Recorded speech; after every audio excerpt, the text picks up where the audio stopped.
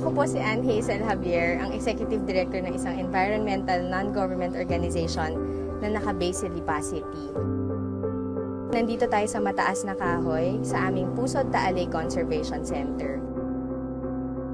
Ang Pusod Incorporated ay member ng Protected Area Management Board na nag-govern sa Taal Volcano Protected Landscape. Ang Taal Volcano Protected Landscape ay may 13 munisipyo at 3 syudad na nakapaligid rito. Besides tourism, which is the more popular livelihood, the other areas din ay yung fisher folks, no? At ito yung mga subsistence fisher folks, mga maliliit na mangingisda. Sa isang araw, yung kakainin nila for the day, mamangka sila at mangingisda and then babalik sila para lutuin yung kung ano yung nahuli nila for the day. Halos lahat na nakapalibot dun sa Taal Volcano Protected Landscape, problema ang solid waste. Mismo yung palengke nila is facing the lake already. Maraming nagtatapon na malapit sa lake. Marami doon mga dumi ng baboy, dumi ng hayop. You can imagine where the waste is going.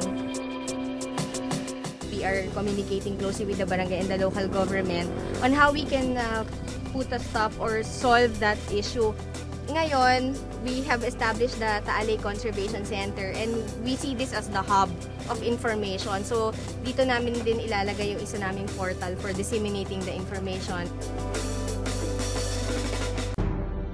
Sa pagpasok ng Globe as a partner, they will enable Pusod Incorporated to convey the information faster to our stakeholders and also for Pusod Incorporated to get the feedback of the stakeholders. So kung meron kaming ilalabas halimbawang updates tungkol sa pag-implement namin ng management plan kasamang Protected Area Management Board, madali din namin makukuha pabalik kung ano yung sa tingin nila, mga palagay nila at opinion tungkol dun sa ginagawa naming mga hakbang.